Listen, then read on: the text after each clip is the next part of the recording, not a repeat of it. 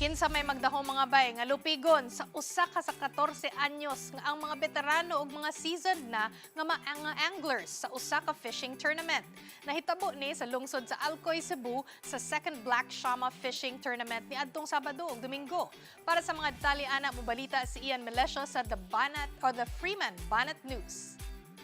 Nag-ihahayo pakita silang mga nakuhang isda ang mga partisipante sa baguhay lang nahuman nga second Black Shama Fishing Tournament sa lungsod sa Alcoy, Cebu niadtong Domingo. Ang torneo giorganisa sa Black Shama Anglers nga giabagan sa munisipyo sa Alcoy. Dunay duha ka kategorya ang tournament, ang casting o pagpamasol diha lang sa daplin ug ang jigging. Sa jigging, ang anglers kinahanglang musakay og bangka o pambot aron masol didto sa lawod. Klase-klaseng isda sama sa rumpi kandado o barakuda, grouper o lapu-lapu, suno, ruby snappers, Pacific pomfret o tabas, diwit, kubutan, baga-baga, green job fish, trakitok ug daghan pang klase sa mga isda ang nakuha sa mga partisipante.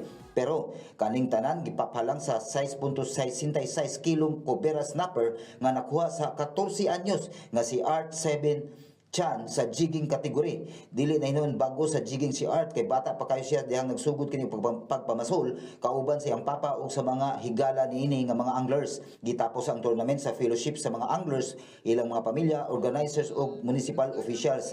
Hinoon sa mga wala palarang makadaog naapay next year. Komedya pa sa ubang anglers, keep on fishing, manadra ka nga perming mabutlog. Kung makalan man gani ka og isda, bonus na lang na.